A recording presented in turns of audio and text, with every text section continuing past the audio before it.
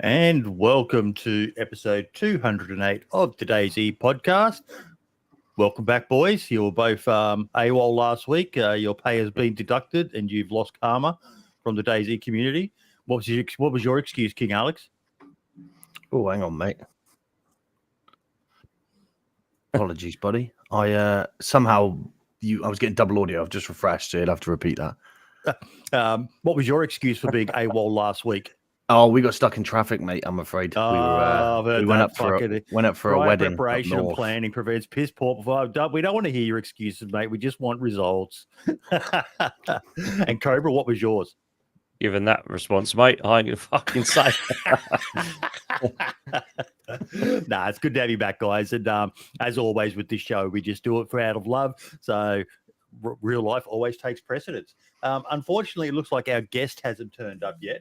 Let me see if I've got no message from her yet. Funkpetal, maybe she'll join us. I know she did say she'd be a bit busy this morning, so hopefully she can make it though. But yeah, guys, it's a bit of a broken record, but Sakhal, whatever you want to call it, Cobra, what's your thoughts now? We're 3 weeks, 4 weeks since we've all been able to play it. Yeah, well, good, mate. Yeah, I'm halfway through a video on there at the moment. It's I think I've streamed on there for about something in the region of around 9 days now. Had some interesting interactions. In terms of the maps and everything else, I think pretty much everything's been said. It's a good, new, fun environment. I think there's a lot of new bits and pieces that have affected all the maps. I'll tell you what I did find today, though. I did a little live over on Chernarus, and I did find a load of boats, which was great as well. I think there's a lot of feedback around what people don't like and kind of do like. It's kind of split. I don't know about you guys, but I think it's great. I think it's a great map. I think I like the new changes, but as usual, I don't really see what all of the whinging's about, to be fair. What do you guys think?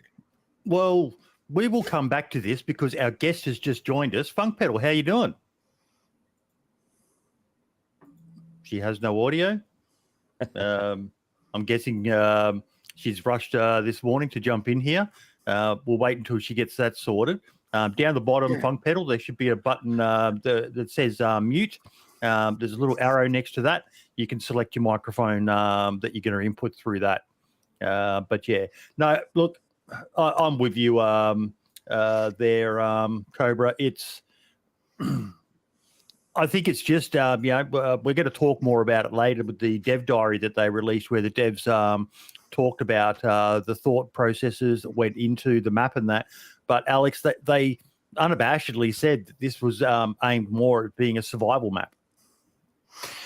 Yeah, no, we were just chatting about that, right? And I think that's evident with every sort of run we've had. You can see that the scope was definitely more towards slowing the play style down, making you think about what you're doing, and really returning to a more basic survivalist route than some of how people tend to play now, which can almost be considered a death match now. People get their gear, run up to Tizzy or Northwest and just get in a shootout. And now you've had to really slow that down.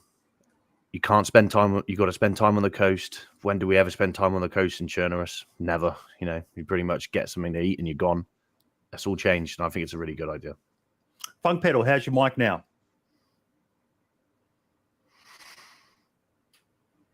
Still having a few problems by the looks of it. Yeah, still. I did send through that link to the document for you. No, she's gone. But yeah, no, it's been absolutely eye-opening for me. And unfortunately, Feral is still tied up dealing with some family issues. She's back in the UK. I think there's some health issues with someone in her family or something like that at the moment. So thoughts and prayers go out to her for that. But like I did a post on Twitter, the good old Twitter, where when I actually watched the DayZ Dev Diary, I went in and looked at the comments. And yeah, there was the usual, like you alluded to, Cobra. There was the usual, do this, do that, fix this, fix that, fucking blah, blah, blah, blah, blah. But overwhelmingly, the positive comments from people who, like you said before we started the show, Alex, people are just, they're in love with the game all over again.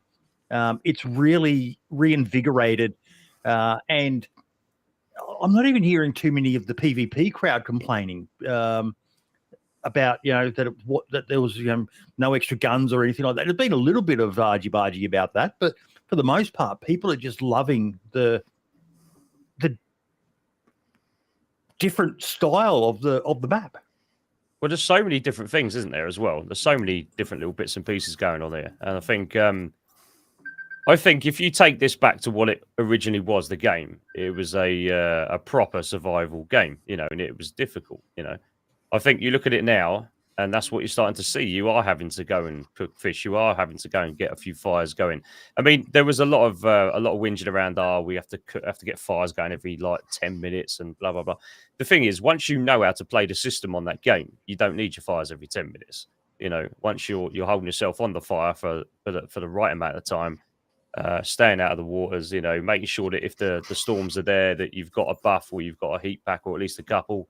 Once you know how to play that and deal with that, you're good. So, I've not really heard massive grumblings around. I don't think you can argue over the quality on the map. I don't think you can argue that. I do love the new water well kind of take. I think it's so nice to see something so different that does the same thing.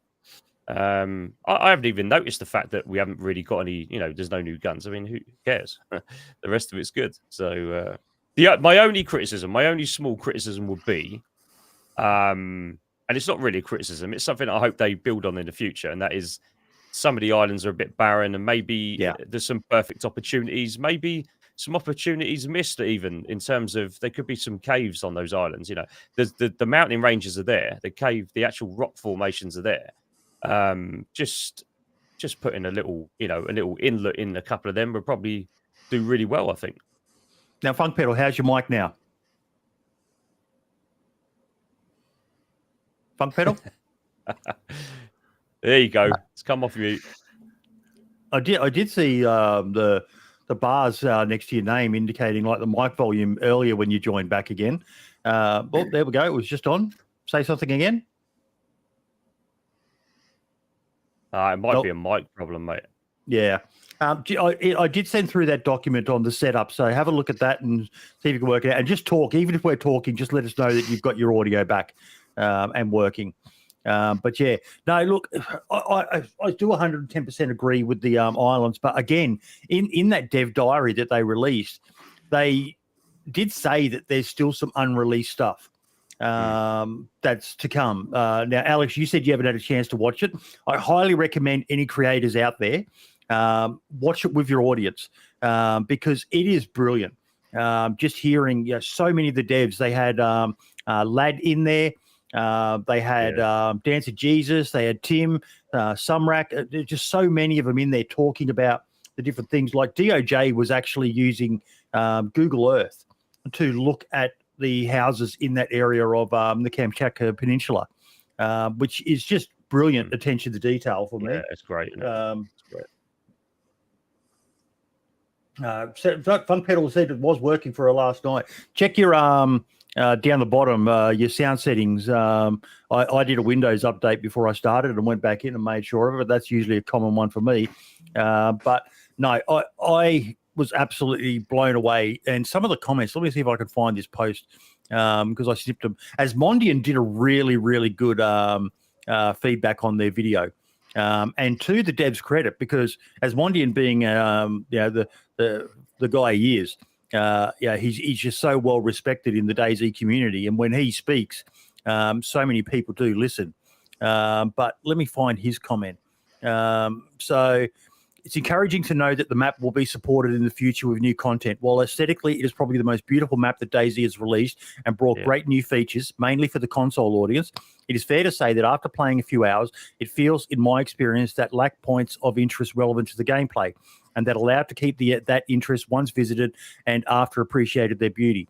Now, I apologise for this, but he is Argentinian, so English is his second language, so it might not flow as great as if a poet like myself had written it. You two laughed far too quickly then, you bastards. There's not enough fucks in it for you to have written. The massiveness of Chernarus, its long progression, the toxic zone, and its viability for the base system is probably its main attraction, which allows a virtuous and repetitive cycle on it. Something similar happens with Livonia, added to the presence of the huge bunker and the toxic zone as organic late-game points or missions. But in Sakhal, these things are either missing or their presence would not seem to be relevant enough in terms of gameplay. The volcano, the geothermal plant, the dome are all elements that have massive potential and that today seem to be a little neglected. Again, it is an incentive to think of future possibilities after the first interesting version of Sakhal. I think that a global organic mission linked to a lore that justifies the presence of certain points of interest and revitalizes them should be a future priority for this map, not to be exhausted in the short, medium term. Otherwise, the goal of getting excited about the exploration and the aesthetically magnificent map is in danger of being exhausted. Keep up the great work, and thanks for keeping the game alive after so many years. And that, ladies and gentlemen, is how you do feedback. Not fix your shit, not fuck you, not, took the money and run, all that other sort of bullshit. You be polite about it. Absolutely. Funkpetal's just DMing me that this shit is broken as. we all gotten used to it, but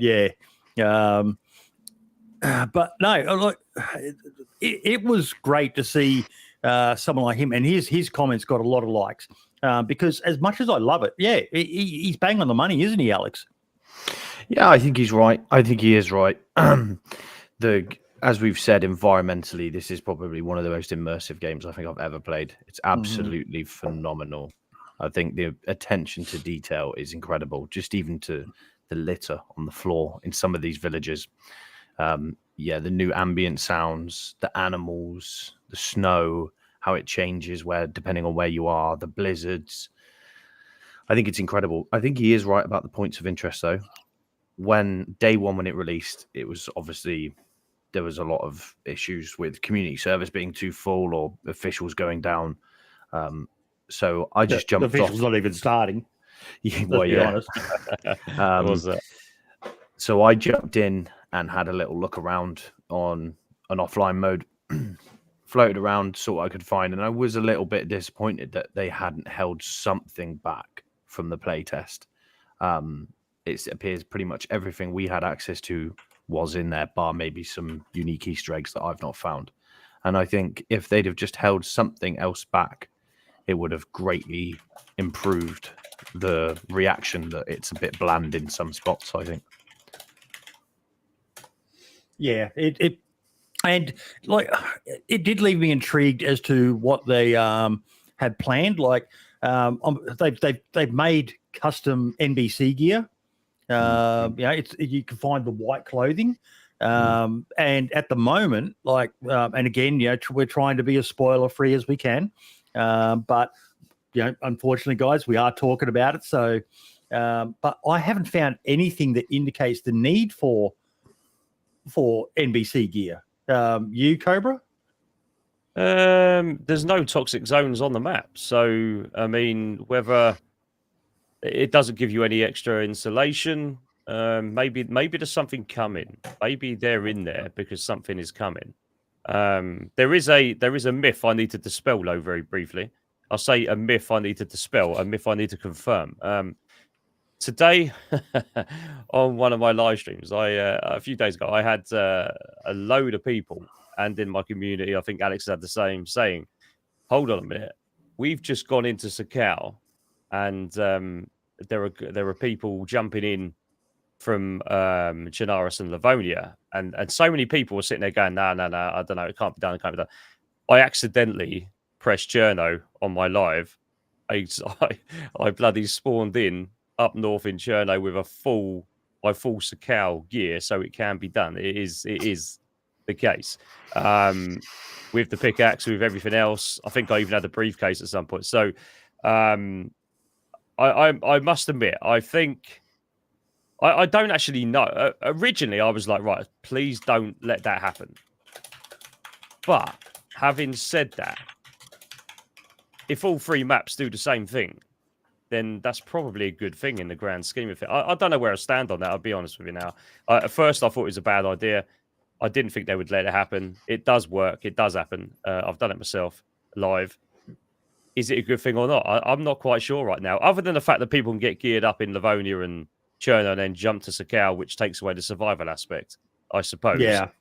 But other than that, I don't know where I stand. Where do you boys stand with that now? I think it needs to go immediately. Yeah, immediately get it out of it. I think it ruins the one map. character per map. End of story. I originally agreed, right? I do, and I at the start originally agreed, but I don't know. I don't know if I do fully agree now. It's only the fact that you can get kitted and jump straight into Sakhal, and that's where a lot of the carnage is right now on the coastlines. People are kitted or with good weapons, and that's because they've jumped in from another server. I get all of that. I'm happy with that. I don't know. Something in me's changed the last 24 hours. I don't know. Well, someone in my chat, during one of our live streams, said that somebody on one of the official servers, they had pretty much camped off all sort of medical places and were just killing anybody who went for them. And they were basically holding medicine hostage because people on that server had been getting loads of medicine, hopping into Sakhal, getting medicine, hopping into Sakhal to make life easier. And they've formed a sort of vigilante group. I do not to just stop people doing it. I do not understand why you would rob yourself of the experience of the. Maybe it's because I'm into the cock and ball torture.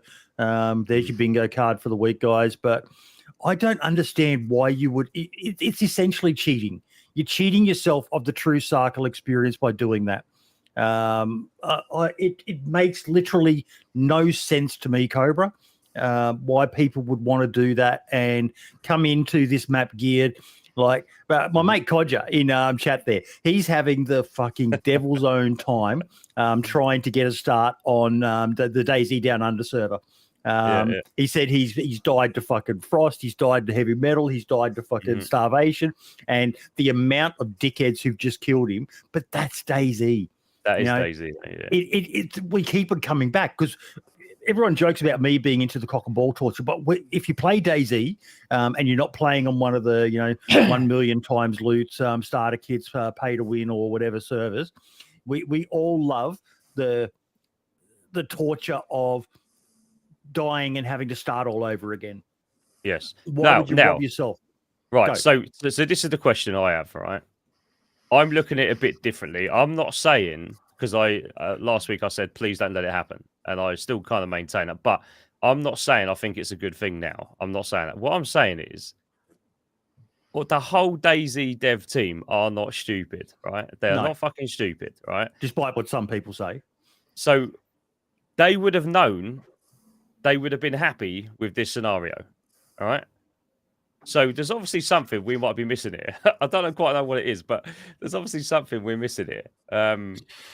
Could it be that maybe they haven't got anything put in place to stop server hopping yet, and it might be an afterthought?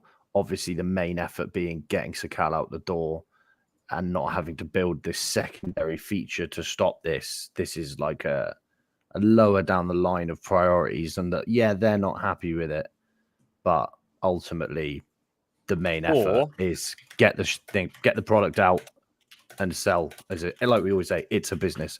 The main effort is get the product out, sell it, make money, and then tweak it, make it better, fix things. Secondary. Or do you not think, because it, in a bit of sadistic bit of way here, do you not think it'd be fun to sit back and watch the carnage that's happening? I mean, I sit there and think, well, look, it's quite interesting how people find ways around and making stuff easier very quickly within the first 24 hours of any new map, any new addition to the game, right? And it clearly took within a few hours people to work out you can server hop. And obviously we've all been getting these DMs in our community saying that, this is happening. We're like, fuck it, let's have a look. So I don't know. I'd like to think that with the amount of time and effort that they've all spent on the map, because it's so good, that this is not something they've just overlooked. I don't think. I think there's a reason probably behind that and why they've left it. So there you go. I don't know. I mean, I will have another think about this in the next couple of days. The only thing, like I say, I don't like is the fact that you can just jump in fully geared now from any other server, official wise, and it's a nightmare. So there you go. That's my take. I need a little bit more time to think about that, I think. Look, I like having the mechanic there because, as I've suggested a server to King Alex to check out, one that uses the map link portal. And a well set up community server with the a good bit of lore and a reason to travel between servers with the same character could be good. We're at the point now where you can even pack up vehicles and take them with you between maps, which is quite a clever mechanic.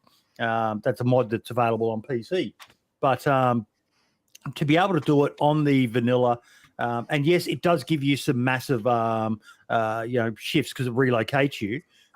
From you don't know where you're going to spawn in, but it just seems to me that you're really asking for trouble. 1 second. It's all right. I'm just reading in chat. It's funny. I actually love this. I encourage this. Right. So if you ask people what is a true DayZ experience for you, you'll get someone come on and go, well, server hopping isn't, well, you've got to be one character, one map. You've got to be, surviving. Then you'll look at the next one. I like helicopters, 50 cows. It ain't DayZ without that. So it's different to everybody. And this is the thing. There are loads of people that have been server hopping. There are loads of people that have been doing it.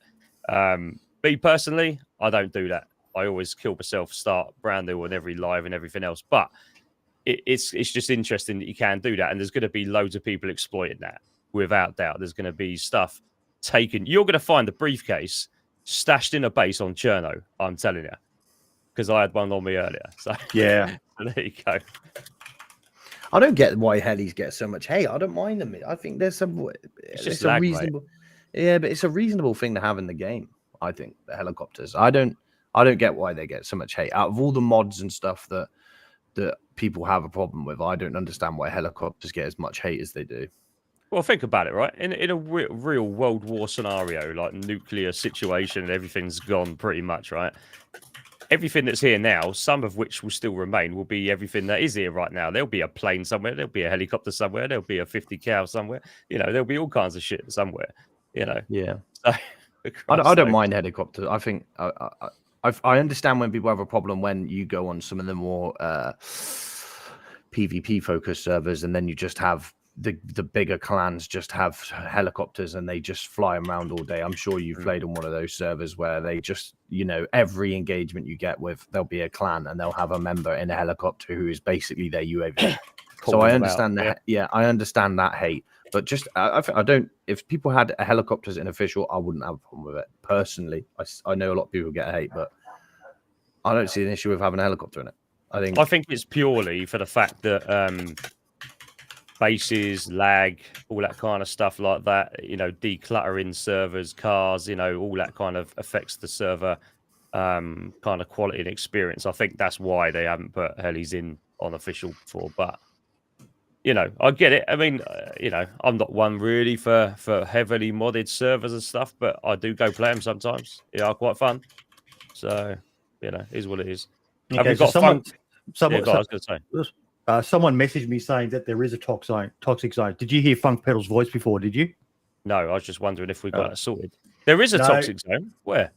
I don't know if we want to say because man, I've been around all that map. Yeah, that's I'm interesting. Gonna have to find this out. I've missed something. Whack it. Yeah, drop us. If you want to know in the podcast Discord, I'm not sure if Orcs will tell you, but it's Orc7. Orcs just messaged me saying not saying. So that's intriguing. That's intriguing because I really do get the feeling that there's a lot more to this map that we're just not aware of. Yeah. There's something else in there. There's got to be. There's, like I can't understand why those islands are so barren. I really can't. I know there's a little bit of high tier loot on them sometimes, but it doesn't make any sense to me. And like you said, they're not stupid. No, it's not lighting up, Funkpetal. It does light up occasionally, like you've got a mic with audio coming through, but we still don't hear you. It is a microphone. There's something to do with a microphone. That, isn't it?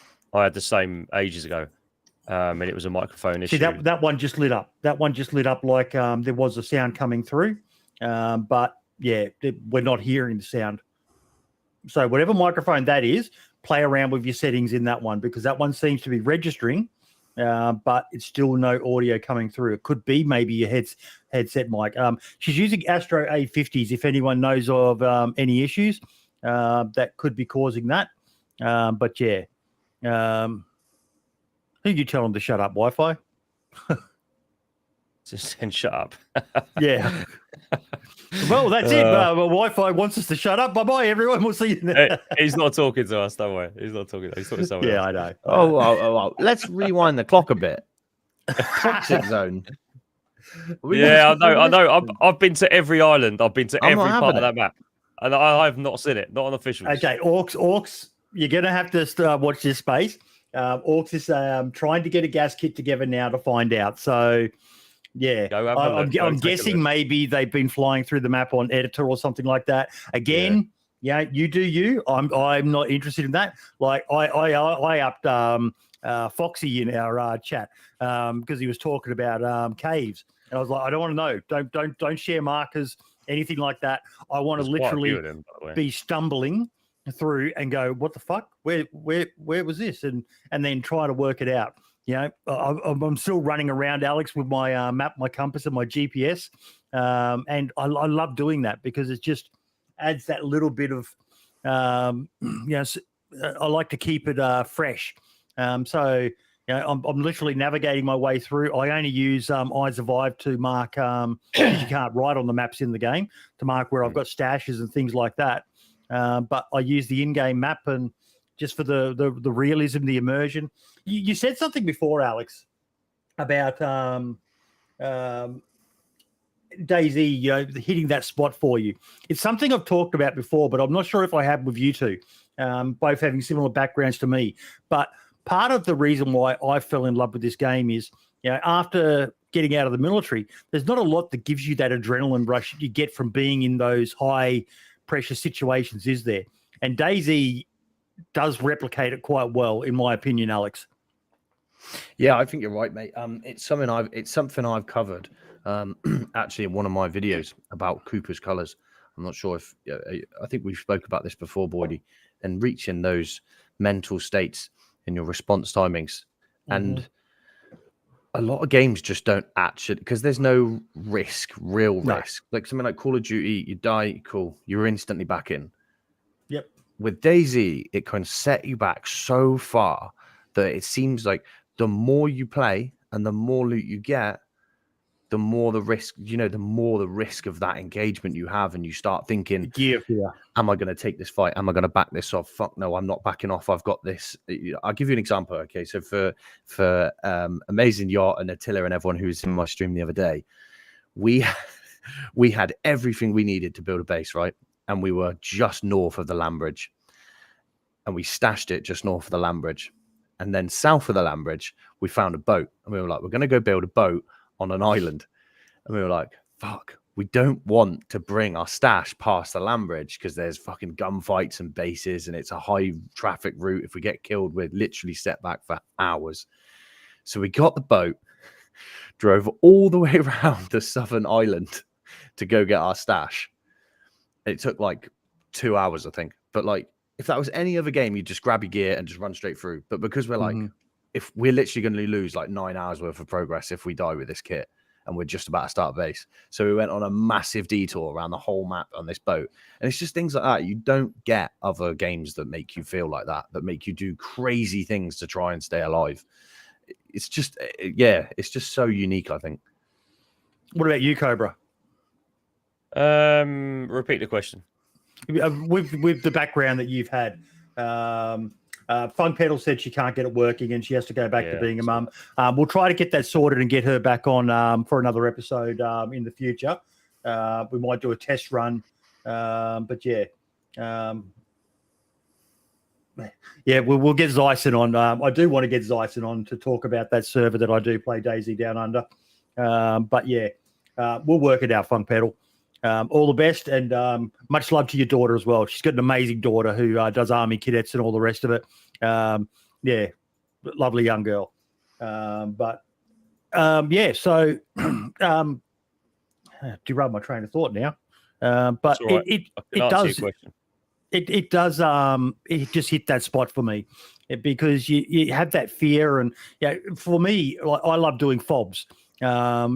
Little stashes, little fobs, maybe a shed locked down somewhere, and getting them, in a special location that helps you, so that when you spawn in, you've got just a few basics, maybe, or but you've got to set that all up, and then you've got the risk of losing it all, and if you're digging something up, trying to remember where you placed them if you don't use a map marker and things like that. There's so many elements, and Sakhal has really hit the importance of that, because there's never been a map on DayZ that you talk about going onto the little island, the military zone, Alex.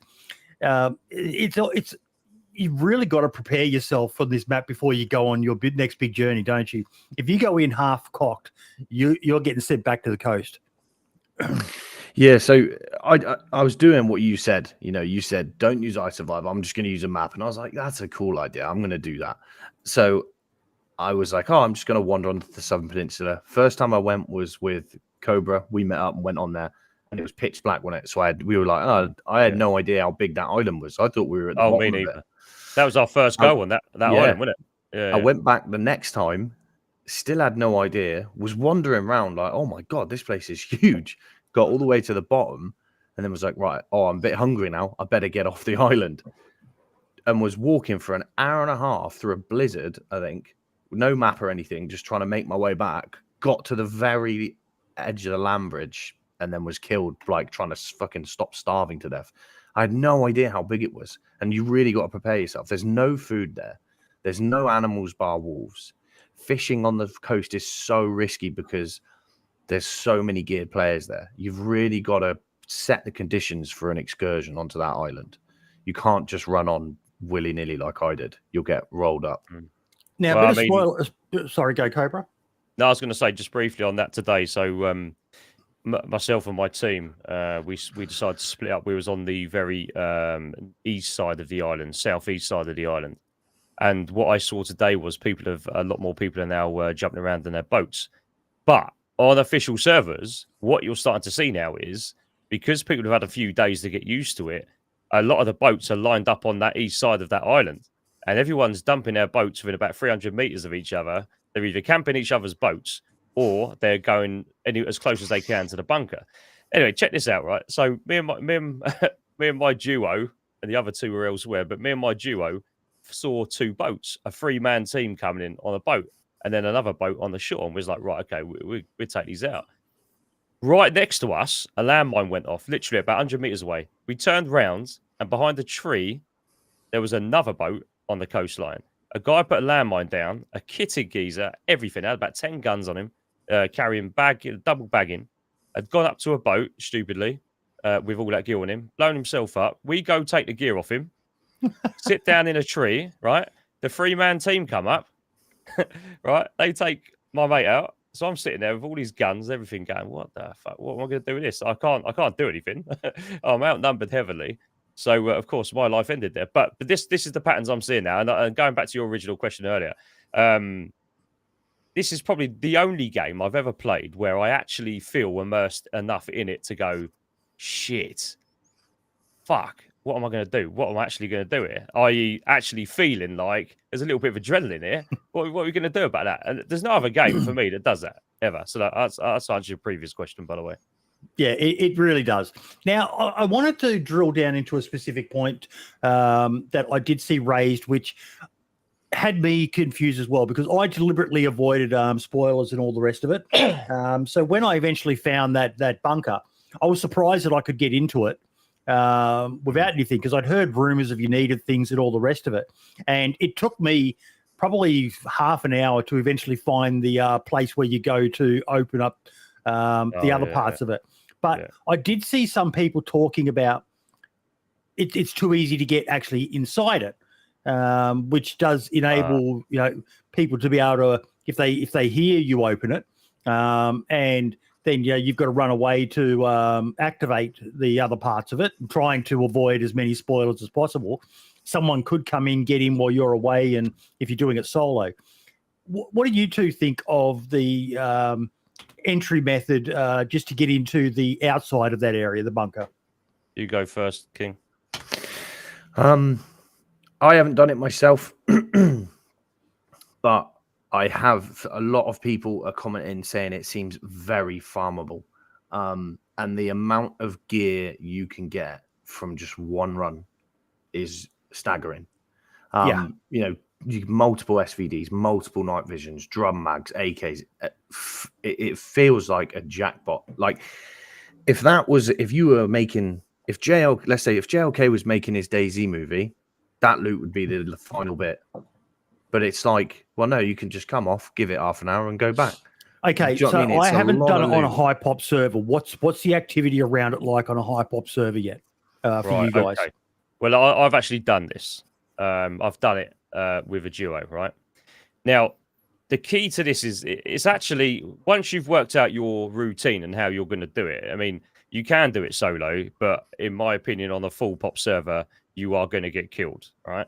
Now, when you go to the fuse box room, you can only open one of the 4 doors at a time, as we know, right? We're trying to avoid specifics of as much as possible. Well, I won't give it all away, but anyway, right? Put it this way: if you're solo on a high pop official server, I'm telling you, you ain't making it out alive on a full pop server. How loud is the noise outside? Because I haven't heard anyone else do it. Like, what sort of noise radius are we talking about when that alarm goes off when you open the outer doors?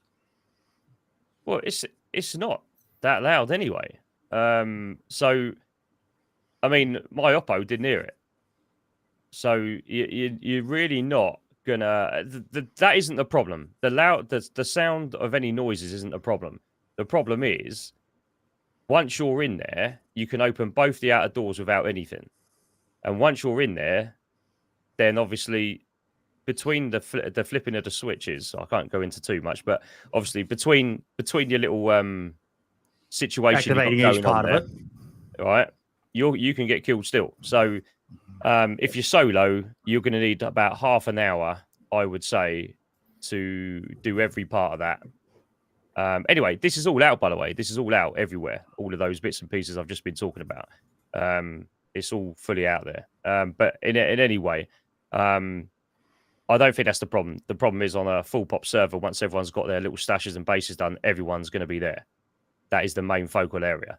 So, I can't see, because the islands are quite barren at the moment, there's going to be very little people other than just wanting to go and explore going to go there. Now, the coast, we all know what the coast is. It's a circle. You've got the volcano. You can go and find, the scientists, get the briefcase. Other than that, it's survival, or if you want PvP, which is on most cases on official servers, they end up doing that most of the time. They go into that island. You're going to have 50% of that population on that island, I'm telling you. So they just said in chat there that they think it's only 100 meters. That seems quite minimal to me if that's all that the alarm sounds out to. Like, I would have expected you to be able to hear that like a kilometer away, Alex.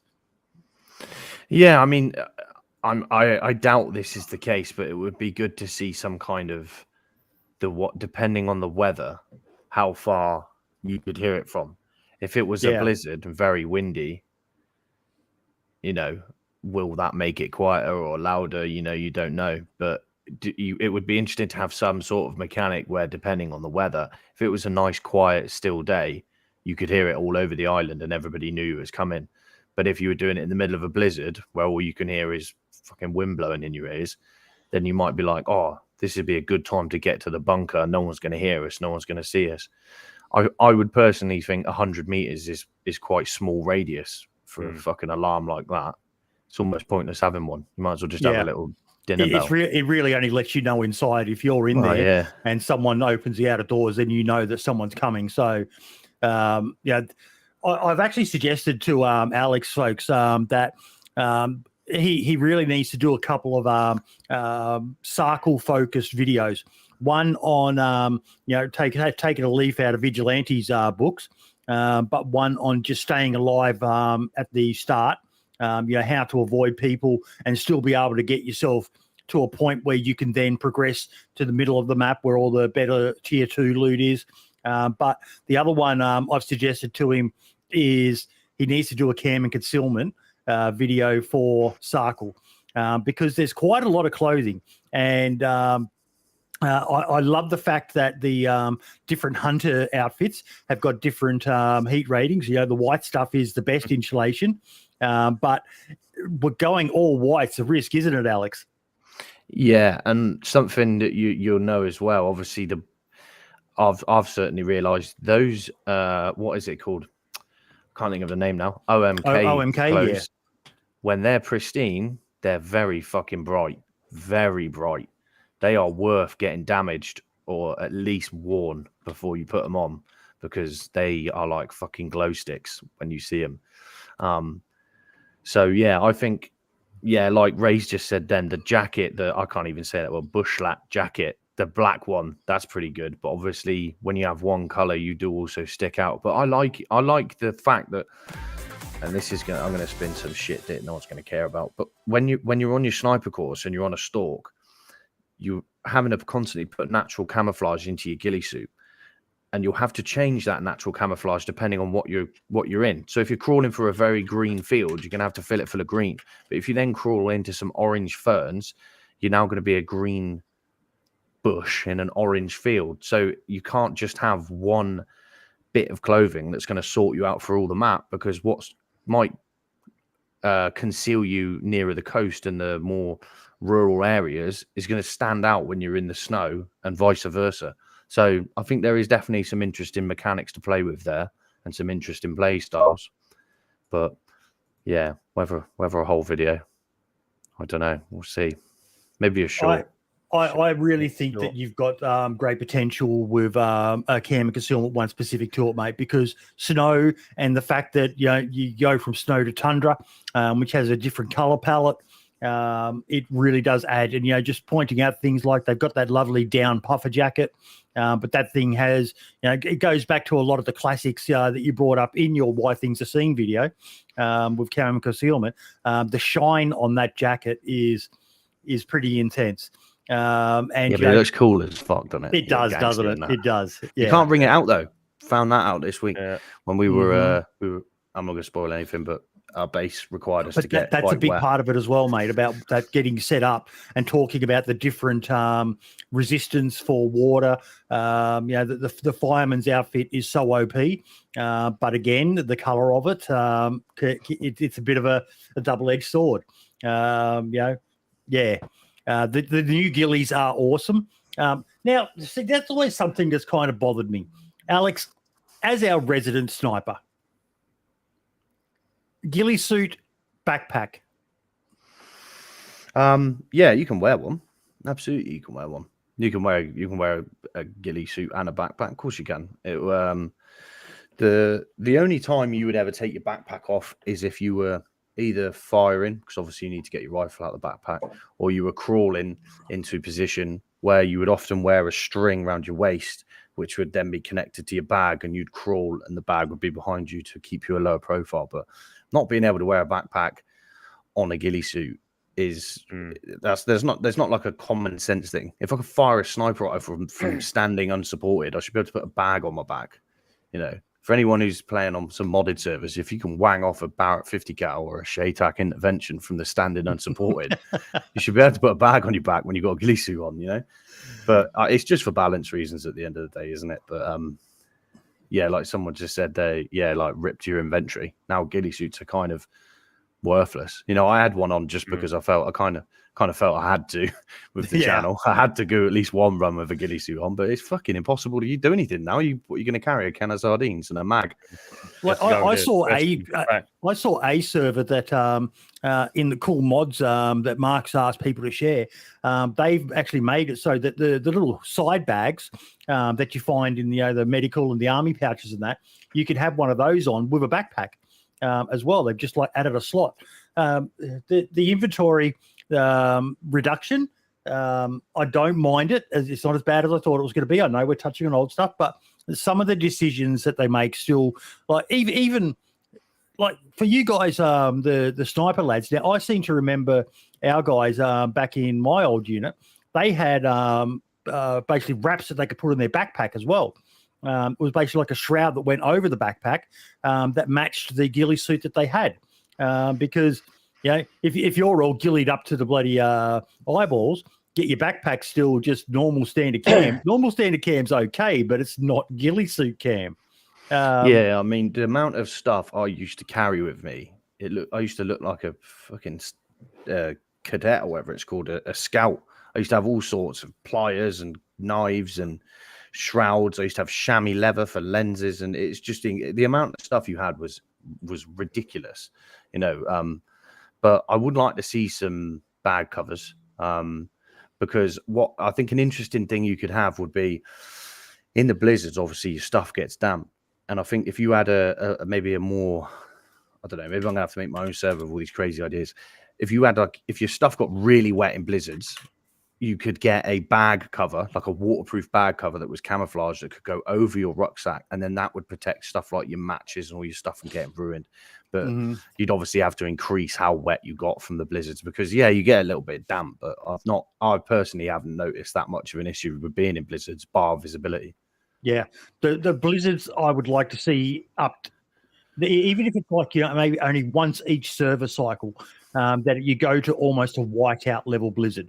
A bit of warning, and you don't know whether it's going to be the big one because it goes through the different stages of it is an unfortunate thing, but it just kind of switches from okay weather to the next thing you hear howling, but then it's like shit, is this going to go to the next stage? So then it's down to, do I look for somewhere to shelter the blizzard?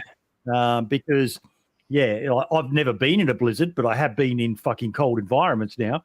I can't imagine what it would be like to be. Have either of you two ever been in a proper full-on fucking whiteout blizzard? Sure, I have, mate. Many times in the Brecon Beacons, mate. Couldn't see my fucking hand in front of my face. Brecon Beacons, man. Fucking SAS candidates die on a regular basis. I'm not talking about every fucking course, but there are people who still die doing SAS selection in the Brecon Beacons because it's that fucking dangerous. What's it like, the reality of when that weather comes in? Like, what actions do you guys take? Well, I'll give you an example. A sad story, very sad story. I'm obviously not going to mention any names. A guy from my old unit passed away the other day in that exact conditions. Blizzard came in, couldn't see anything, fell off a cliff. Very sad story. But yeah, it is that bad. But ultimately, the reverse side of it is when my instructor on my sniper course said to me, there's no such thing as bad weather. There's only bad navigation. Because we all complained because we all failed our navigation on that week 1 because the fog was in. You couldn't see a hand in front of your face, couldn't see anything. Real peace. And he was like, yeah, there's no such thing as bad weather. And in some aspects, he's right. You know, if you have an objective to do, or you have somewhere you need to go, bad weather should not stop that. You have to be able to be good enough to continue to navigate and be confident enough in your ability to navigate through even a blizzard. And I think even with a whiteout, that's why I'd love you to be able to take a proper bearing in DayZ. If you could take a proper bearing in DayZ and then have that whiteout blizzard, you could have the people who were like, oh, I don't really know what I'm doing, I'll just bunker down for it. And then you could have the players who'd really gone full in on it, who could just be like, no, I know what I'm doing. Here's my bearing to this position. I'm going to walk straight on that bearing until I hit this. And they can still confidently navigate through that blizzard. I think that would be really interesting. Sorry, just had a message then I just replied to. I'm going to arrange to get Funkpetal back on with Zyson, the guy who runs DayZ Down Under. If we haven't got anyone lined up for next weekend, we might look at then. Don't know whether you had a chance to get anyone yet, Cobra.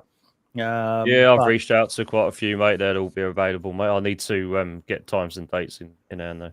Sweet. But yeah, no, it's.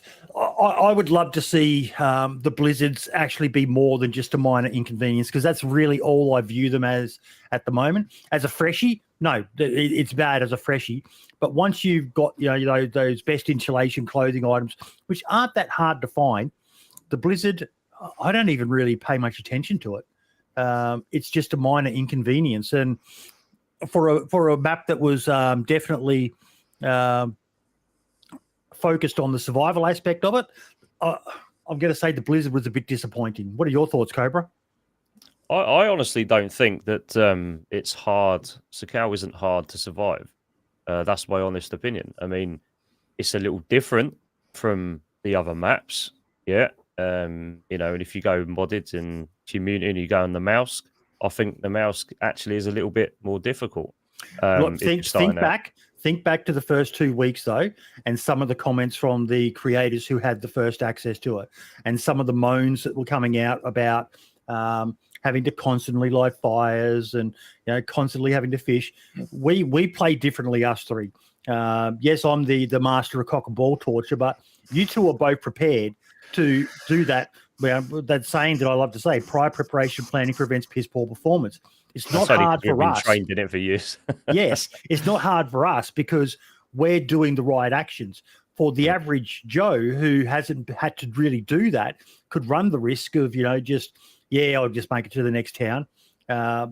It's a different kettle of fish for them. We've got to remember not to view it with our own eyes. I'll come back to you on that. I've personally got a different take, boys. I think with some of these creators, a lot of the complaints are not necessarily that it's too hard to keep lighting fires. I think a lot of it's too time consuming. You've got to remember, some of these content creators, this is their day job. This puts food on their table, and if they've got to play a map where they have to constantly keep boring their audience by lighting a fire, I can see why some of them might be like, this is taking the piss a bit. I've had comments in my live streams, not negative comments towards myself on the map, but Jesus Christ, you're lighting another fire already. And but you know what I mean? If somebody keeps coming into your stream and all they see is people lighting fires, they're going to be like, this is fucking boring. All they do is light fires. It's campfire simulator. But so I think maybe some of that criticism is less it's difficult and more that it's time consuming. My chat now who have now played it fucking love it. Even though before they were going, oh, another fire, they're loving it, absolutely loving it. And I think there's a difference between playing and content creation. My take on that is this, right? If we're talking content creators, right? So both myself and Alex were given obviously access in the first week as well, early access. the way I look at it is this. All right, if you're talking about we've gotten a bit of an advantage due to our backgrounds, I don't think other than just pure preparation, which is all it really is, a little bit of planning and preparation. All of the other, not all of them. Let me rephrase. Some of the other content creators have been around long enough to know how to look after their health stats, and if that requires, oh shit, I'm blue, I need a fire. Then I need a fire. If that means I need to fish a little bit more than normal, then, you spawn in with a knife. It's not as if you're spawning in with just a plum and a glow stick. You're spawning in with a knife. Look at this comment right here. Because this map was, and, speaking to people who played 10 hour, I asked some real old school people like Katie Wolf, I think it was, a guy who was playing, the Arma 2 mod. I asked him if he could recognize that this was 10 hour, and he was like, what? He didn't even know. He hadn't heard that it was based off the 10 hour map. And he goes, if you hadn't said that, Boydie, I would never have known. And we've got Amazing Yacht here saying, I saw creators that ran around without a compass, struggling with running on bearing or direction. Like, do you two carry a compass on you pretty much religiously?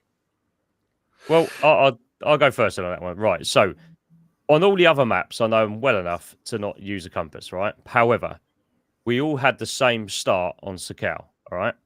No, I survived. Exactly, right? I'll tell you what I did. Alex will probably tell you how he navigated, right?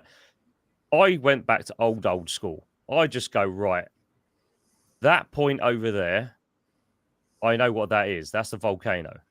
So I know if I go left of that, I'm going pretty much west, right? If I'm going above it, it's north, and vice versa. So if I know that's there, what town is directly south or north of that? And all I've got to do then is follow the coastline. So the only time I got turned around once, and that was right in the middle of a forest in the middle of the map. And I did get turned around because there was just trees everywhere. So other than that, I haven't got lost on Sakhal yet.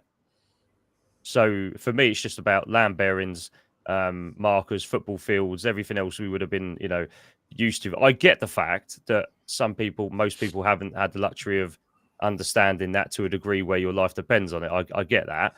But this is real simple. We're not talking about advanced coordinate taking here. I mean, Alex, I take it you're going to be pretty similar to what I've just said. Yeah, I mean, I have been picking up compasses because I find they are handy when you're in the woods because you can. I've not got lost yet, but I've lost many teammates in them woods. Yeah, they are fucking dense, and I take my eye off the screen for a second to read chat, and I know you've got the snow that kicks up, but if they've gone just a couple of meters through the trees, you're like, where have you gone? Can't find you. So they are really good for when you're in those dense forests. But like you said, you've got that North volcano that's just slap bang in the center. It's like and it's like I said in my video, it is like your North Star until you learn this. If you're ever lost, hit to a high feature. There's North. I know where I'm going now. It's that simple. It is. I think it's one of the, like we said, was it last week or week before? I think this is actually one of the easier maps to navigate. I agree. Unless you're in those ones. It is. I don't understand how people were getting lost, but again, I think we're looking at it from people who what's common sense. What do they say about common sense? It's not very common.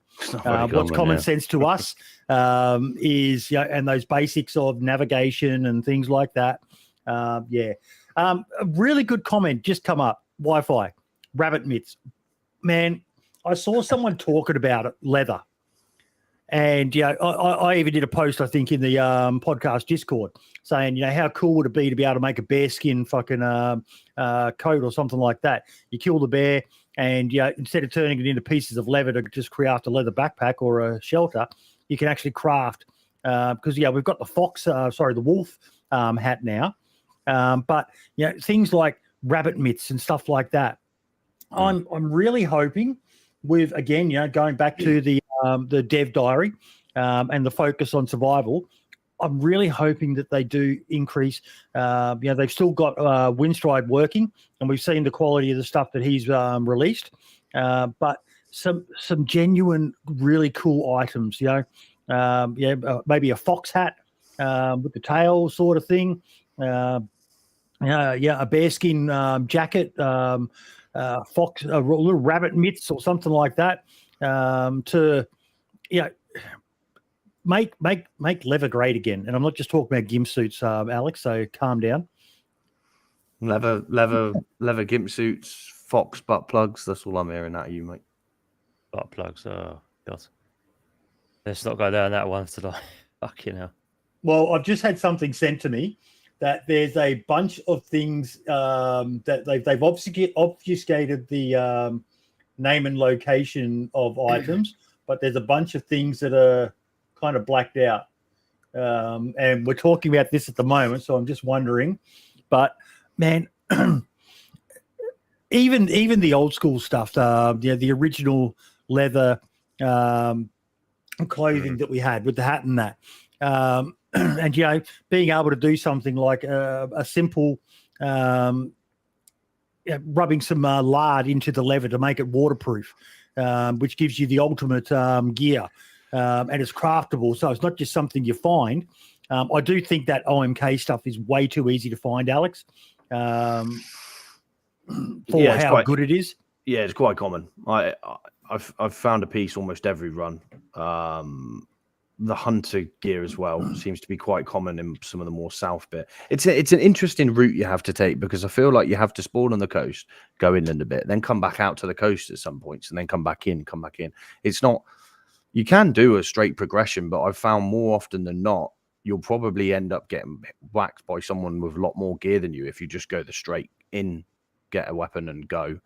I've found that it helps to bounce in and out. But certainly down the south bit, hunter jackets seem to be quite popular, and sort of OMK at most military bases I've found are quite easily commonable. The ghillie suits, thankfully, and the plate carriers seem to have been turned right down, thankfully, from the play test, because that was ridiculous. And don't forget, if you look at the map, right, if you actually look at the size of the map, I would say just under half of the entire map is water and ice. I don't know the exact sizing of it, but if you look at the whole map, it is literally, if it's not 50-50, it is like very close, 48 to 50% water stroke ice. So if you go on that basis, there's literally, I think it's actually quite difficult to get lost on that in good conditions, at least anyway. It's what, the fourth week since we've all started playing, and we're still fucking talking about this map. I can't recall in all the time of the DayZ podcast when something the devs have done have had us talking nonstop about an update. This is the quality of this update. Is it perfect? No. But show me something that is perfect. But my God, they hit it out of the park, didn't they, Alex? Yeah, absolutely. I've got, Matty made a real great tweet, I thought, and he raised some valid criticism. But even, we're all in agreement that it's a fucking incredible map. The valid criticisms are stuff like the loot progression seems strange. That needs a bit of tweaking. Bit of a hit the mark, missed the mark maybe with some POIs. Maybe should have been able to go in the submarine and the dome. Yeah, that probably would have been a good idea. But ultimately, the map is just incredible. Absolutely incredible. I don't know whether it will top Chernerus. Chernerus is beloved by so many people. Nothing will ever beat Chernerus. Yeah. I think it comes fucking close. I think it might even just beat Livonia. Do you know what, right? This is a good topic of debate here. I actually love Livonia. I love Livonia. No one loves Livonia. I do too. Seriously? It's so boring. No, I haven't played it in ages, but I love being able to just go down south and get lost in those big forests down there, stumble onto a bear, or I love that. I wish more. I would love to see a map that was just complete forest. Do you not find it bland, though? I think the reason I don't find Sakhal bland is because there's such difference between the coast and the tundras and the ice. But I just find Livonia so bland. Like, yeah, it's got awesome forests and stuff, but fucking hell, when you've done kilometers of that forest, I personally find it bland. But hey, what do I know? I love it. There was what was that just saying? And a raptor, so there was a comment in chat from Captain saying about he thinks there needs to be an erupting volcano. You know, I actually agree with that. I thought this myself. I thought this myself on day one. Am I going to get suddenly covered in lava and die up there? You know, went up there and saw it's a void. There's a little bit of smoke coming out of it. I think that would be, I suppose, the equivalent of a toxic zone, wouldn't it? That would be like an event that can happen. What I was wondering as well, Cobra, because volcanoes don't always just go bang. There could be a lot of activity around them, which is just the sulfur cloud. What do they call it? Pyroclastic flows. The cloud. Lahirs is another one as well. I think the volcanic mud that can, with something like Sakhal, with all the snow there, when all of that water quickly melts, it just creates these massive. So there's some amazing opportunities. I just don't know whether, DOJ's talked about the difficulty he had just even doing the snow textures and having to get help from Mario and some of the infusion people to make it look as best as he could with this hybrid beast engine that they've got. But yeah, I do wonder whether that is the reason for the NBC gear, Cobra, that there's going to be something. I don't think you're going to see a big eruption. I think what will happen is you'll hear some kind of alert system. I think there will be some kind of speaker or something attached to the nearby towns or around the volcano. And when this siren goes off, a kind of toxic cloud is around the area, like they do on the other on Livonia and whatever else, with the cannons and whatever else. I think that's something that shouldn't be too difficult. They've already got toxic clouds; they just change the color. I am going to head into massive spoiler territory now, and this is going to be watch at your own risk. As stupid a decision as this is for anyone. If you do not want to have something ruined, I would suggest you leave the stream right now and come back in, say, 5 minutes, because I'm going to be showing something that I've just had sent to me. So if this person's found it, then this is not saying that this person's stupid or anything, but plenty of other people will have found this as well. Okay, so I'm going to count down 10, 9, 8, 7, 6, 5, 4, 3, 2, 1. Okay. What we got?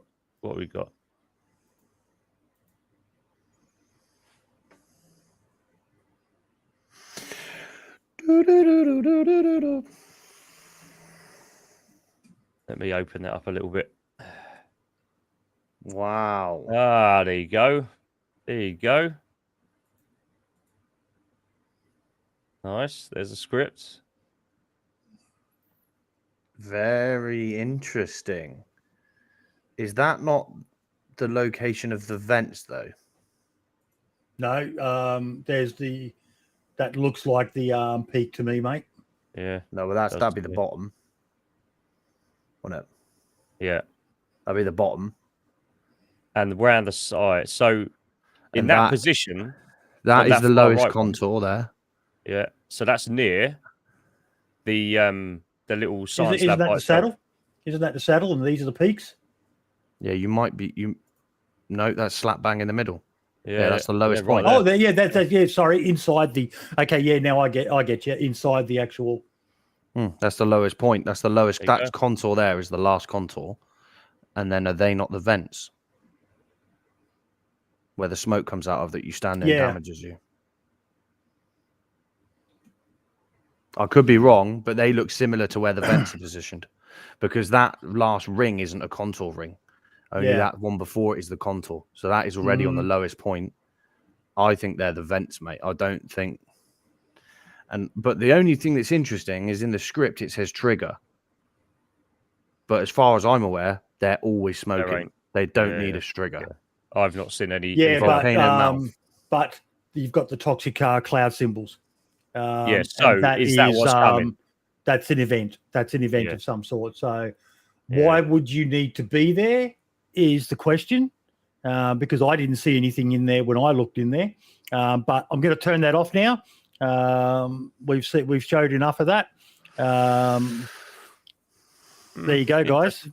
I Survive says, and then they say I'm stupid. Yeah, this is why I surround myself with smart people. We were all pretty much leaning towards that. Yeah, that's on Eyes of Eye. I've seen it yesterday. Yeah. Can you pull up Dorkwing's comment there, mate? Volcano Mouth 4 permanent contaminated areas are always in the same place. You'll need protective gear to enter. You can find high gear loot in this area. There you go. But where have I Survive got this information from? Because I know their stuff's pretty much vetted by the dev team. So because I know you can get.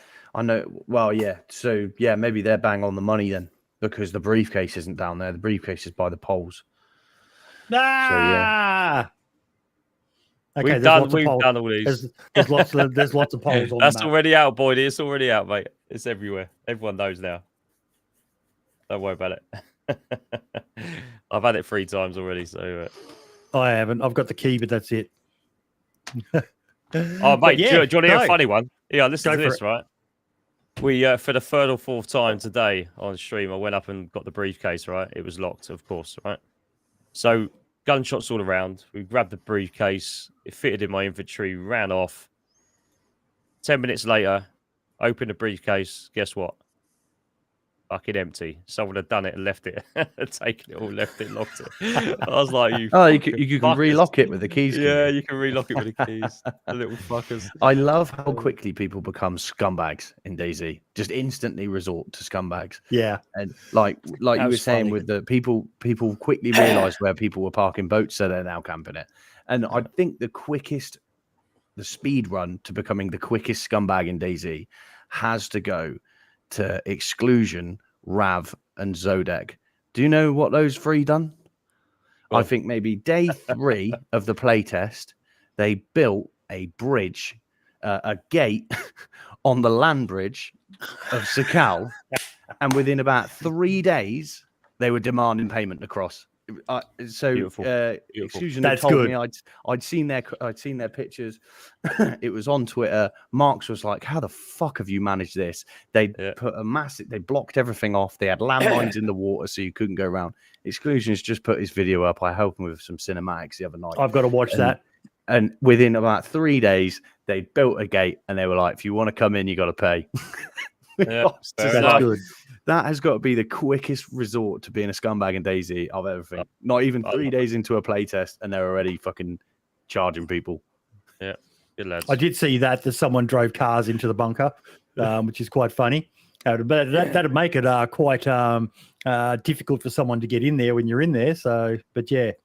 Okay, I think we've talked more than long enough about that. I want to do a quick shield time. We are getting our list of prizes together for our annual Christmas giveaway show. Just by watching the show live, you guys are earning points. No, I'm not interested in that. Can someone ban that if they've got the mod power over on Twitch? Mate, I'll get that all the bloody time. Yeah. But yeah, we have got 3 awesome prizes at the moment. We've got the Frostline giveaway, the Frostline Collector's Edition backpack.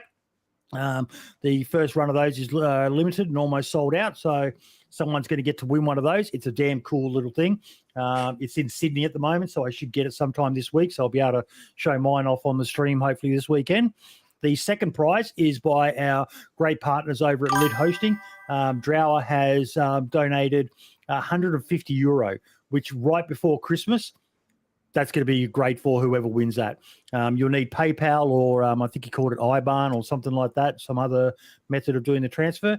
And the third prize we have so far is going to be 2 of our sippy cups from the meme collection. The Mike Doherty Classic and the Feedback Tracker is for Nerds sippy cup as well. So if anyone's got something they would like to donate as well, hit us up.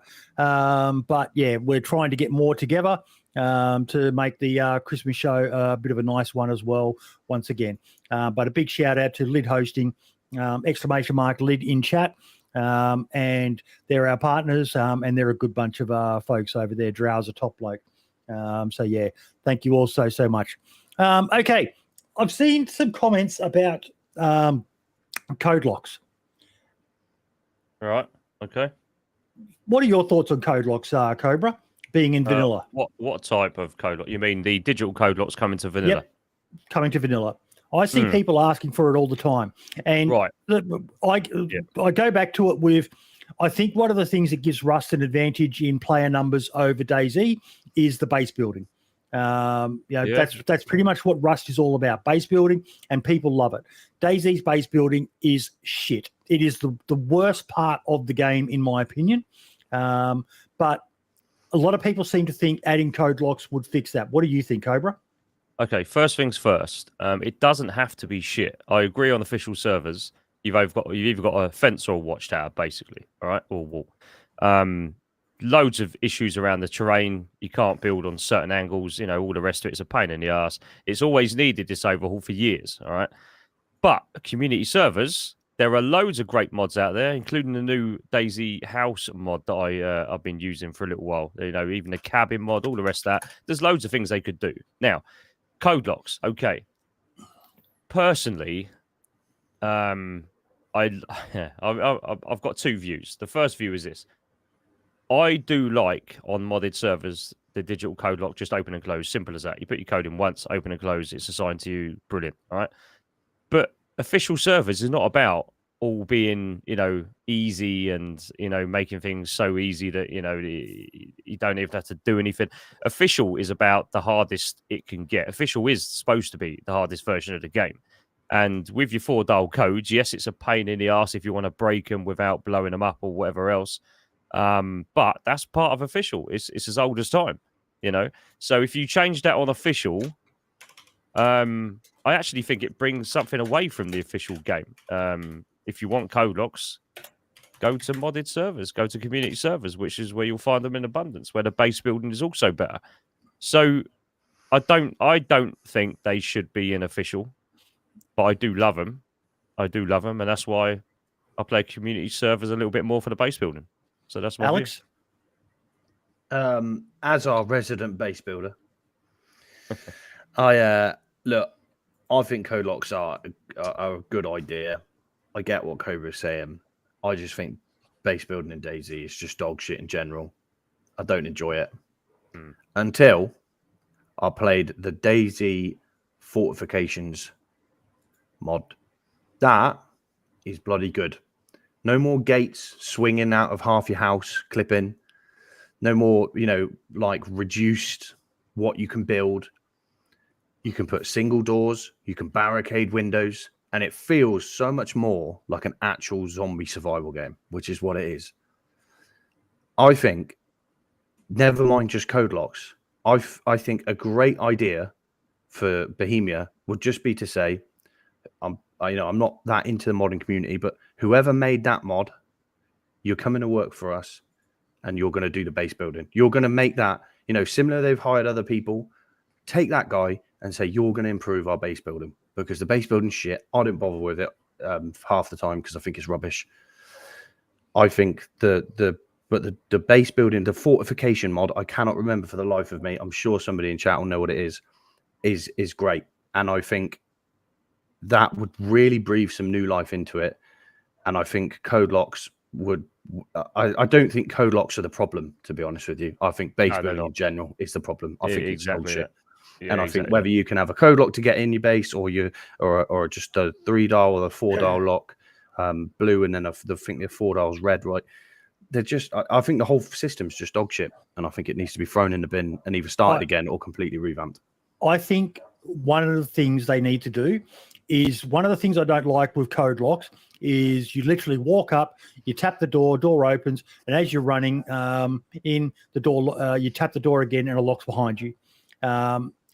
I've said this many a time on here, but I think DayZ Down Under have got a great system where they do have a code lock, but for it to work automatically, it needs a battery put into it.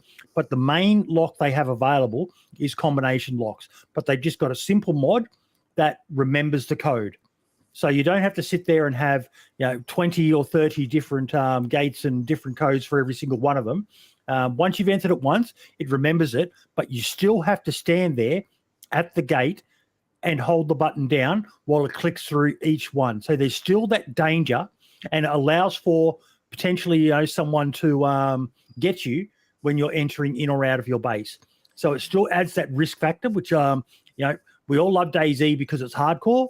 Like we talked about at the start, Alex, that there's this chance you could lose everything, and having to stand there stationary while you unlock your gate, which you would have to do IRL. Even with a key code, you've still got to tap the numbers on there.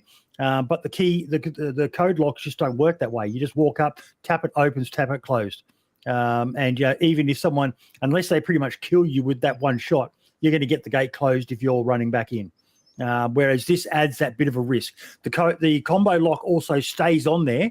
So really the only risk for the combo lock is unlocking the gate. Once you've opened it, you could run in, you could tap it, and then it will close behind you. So it's kind of a nice middle ground of still allowing that risk factor, but also, so you're not just going to be constantly popping in, popping out, popping in, popping out. It's shit. Did I hear someone outside? How many times have you been about to leave your base, Alex, and you go, fuck, did I just hear someone out there? Am I getting door camped? So never, mate, because I don't build bases because I think they're shit. I think that's quite a popular situation now. I mean, I don't build bases on officials. I just raid them. I have stashes only, But ultimately, on if we go base build, I always do that on community. So there's some interesting chats in comment, by the way.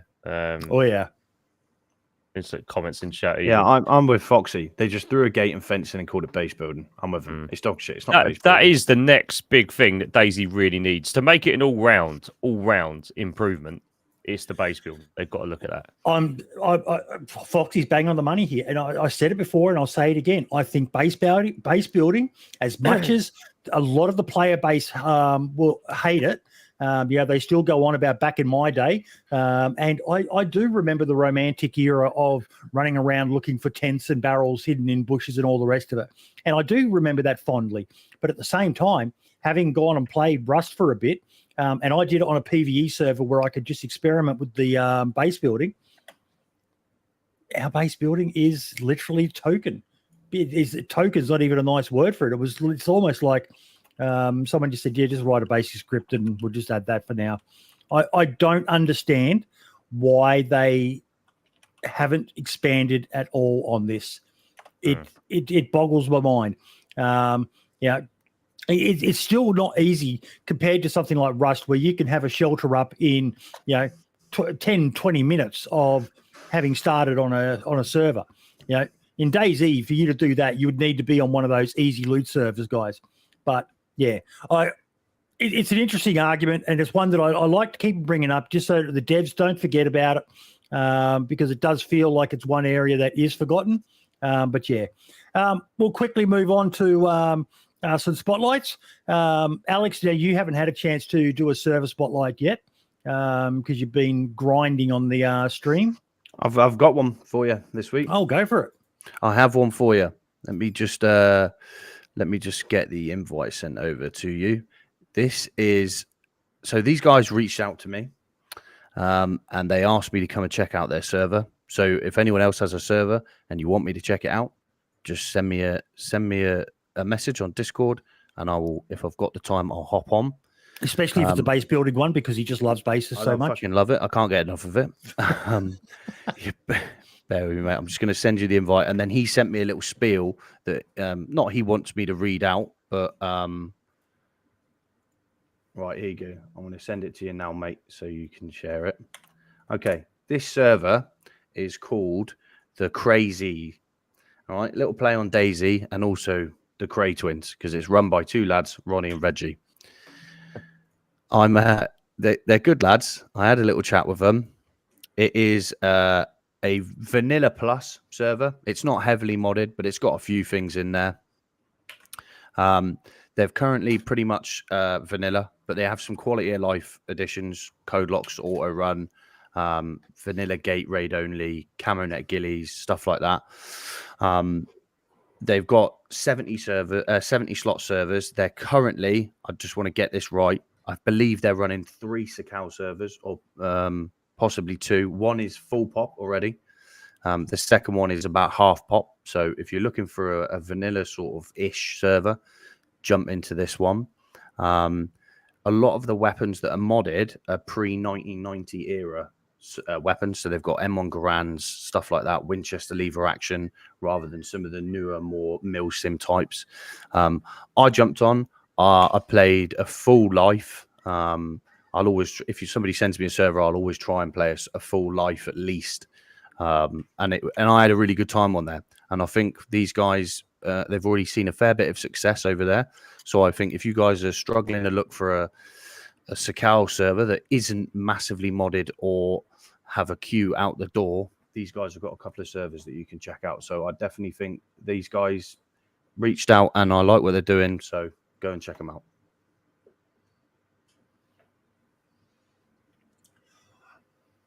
Cobra.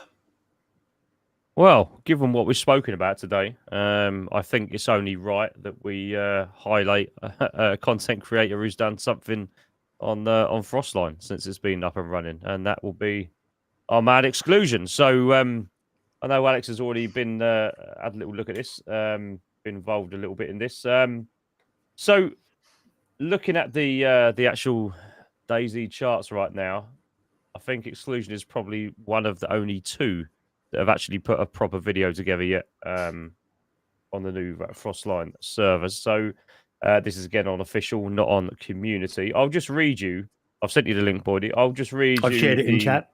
Brilliant. I'll just read you the description. All right. It says here, in this video, I joined an official DayZ server on the new map Sakhal before teaming up to live in a hidden cave base with the main objective to reach endgame and cause chaos in the new Frostline DLC.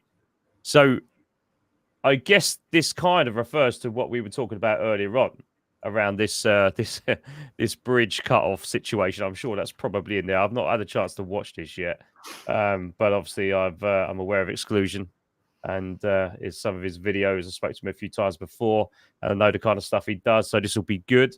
It's on about just under 40k worth of hits right now. So people, if you haven't seen it already, go check it out.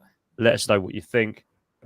Sometimes, as I say, sometimes we do always, not always, we do sometimes go with the bigger names based on the content that's been created in the week or 2 prior. And I think this looks like one I'm going to go watch in a minute. So for me, content creator spotlight this week, I've got to go to our man Exclusion. So well done, boys. I might have to look at getting him back on again soon, I reckon. I speak to him quite a lot, mate. I'll drop him a message if you want, see if we can get him back. Yeah, please do. Please do. Okay. We have got to do the iRoadie Independent DayZ event calendar. Let me just quickly go. He's been in and added the events for the week. Bada boom, bada bing. Okay. Put it up on the screen so I can find it when I'm... There we go.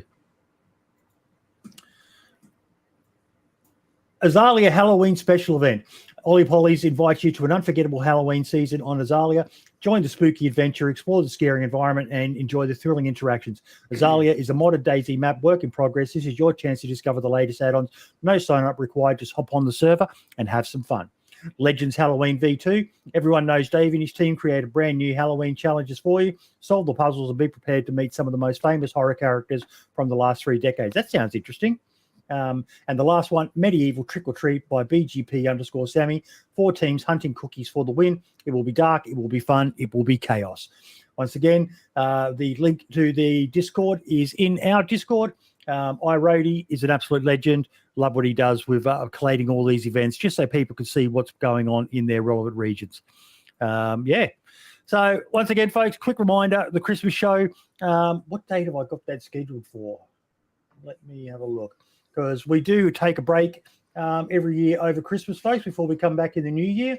Our Christmas show is scheduled for December 16. So between now and then, jump in, watch the show live. People who tip and donate and subscribe and all the rest of it get extra points.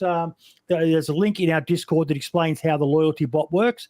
But by typing !points in chat, It's only eligible for YouTube and Twitch viewers. You will see how many points you have. And then on the night, we're going to be doing giveaways in the stream. I'm not going to do the spinny wheel this time. We'll just go through and say the big prize for the last one. But hopefully we can get some more. I did just get Funkpetal said she's going to donate a DayZ hoodie, maybe one of those Frostline ones or something like that. I saw those on the dev stream. They look pretty cool.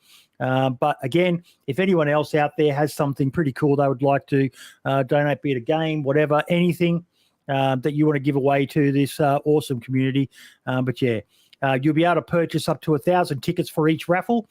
You can give away tickets. Again, that link in the post in the Christmas prize channel has all the information you need on how to earn points, give points to others to share the love and all the rest of it. But yeah, guys, any last thoughts or anything before we do individual spotlights? No, I'm good, mate. I'm good. Alex, what's something you'd like to shout out this week? I don't know if I can just shout out the BI team for just doing such an incredible job. I'm going to shout out the BI team then for doing such an incredible job with this release. It's been phenomenal, and I would talk for another 3 hours about it if we could. They just knocked it out of the park.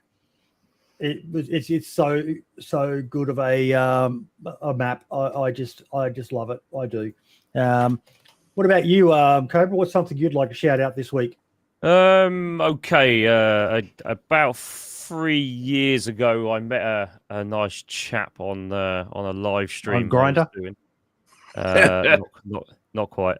Not quite your type of shit there, Boydie. And we became quite good friends. He ended up being part of the one of my community's founding members, and we went on a little journey through DayZ with him. He'd never played it before, and his name's Sliverin. He's set up a bit of a variety channel over on Twitch, which I will send over the link to in a second.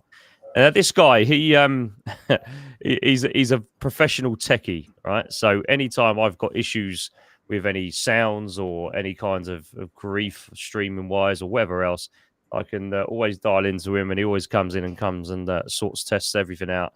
Now, it's interesting when you encourage people who potentially don't think that they can go and do well in anything in life. I remember having a conversation with him, and he said, when I first started talking to him, he said, this streaming thing is pretty cool, isn't it? I said, yeah. I said, why don't you have a go? I think you've got a good voice for it. He's American, by the way. Why don't you go do it? He didn't believe in himself. And over a bit of time, he rang me up one day and he said, do you know what?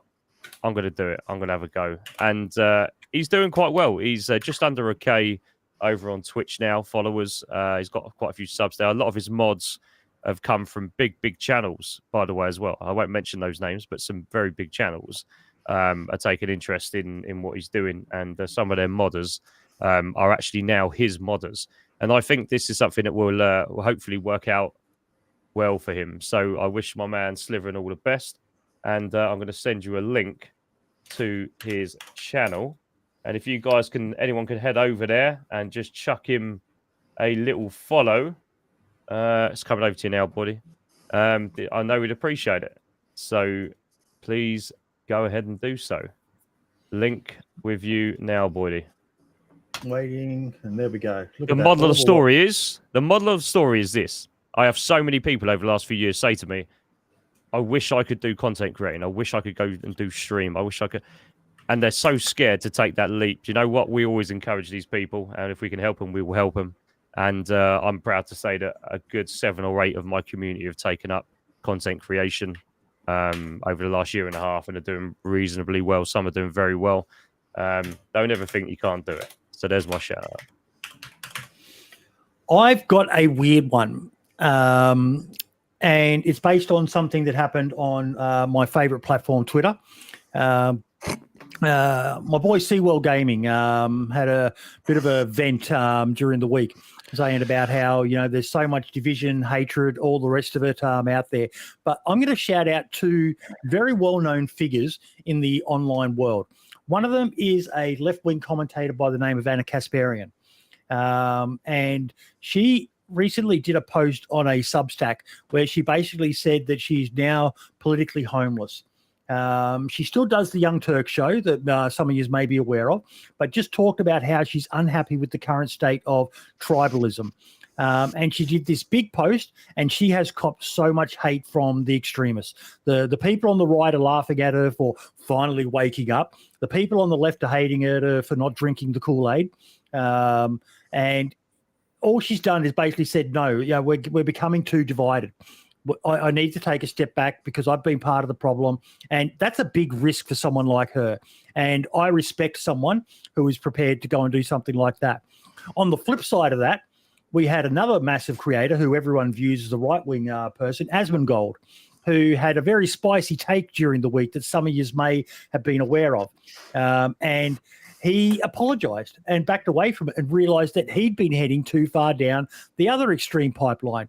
And it was really, really refreshing for me to be able to see two people able to take a step back and, just put something out there publicly and say, can we all just stop fighting? Because it's great to have opinions and all the rest of it, but it doesn't mean we have to hate, does it, Alex? Skip me. I run on hate. There's a meme idea. Fueled by hate. He's just lost his sponsorship deals. There you go. Oh yeah. Oh yeah. But no, I applaud that sort of thing because it's what we always try to do here. It's okay to disagree. It just doesn't mean you have to go to the extremes of being psycho about it. But yeah. Big shout out there, and I was able to make someone feel a bit more positive because Sewell actually thanked me because I sent him through Anna Kasparian's Substack article, and he said that actually made me feel a bit better because it is pretty sad at the moment. But yeah, anyway, I've got a redirect lined up for all of you on YouTube. You'll be heading over to check out that guy Sil, who's streaming at the moment. He's a fucking good guy. He is a top guy. He's very switched on with his marketing stuff as well. He's one that I want to get into our little project that's kind of on the back burner at the moment, Cobra. The Creator Club for just providing good advice to people and having a team of people who want to work together to help do that. What we like to say here, a rising tide lifts all boats. But yeah, anyway, folks, thank you all so much. We will see you all same time, same channel next week for the DayZ Podcast. Brought to you by Lid Hosting, our awesome partners. All the best, everyone, and ciao for now. Take care.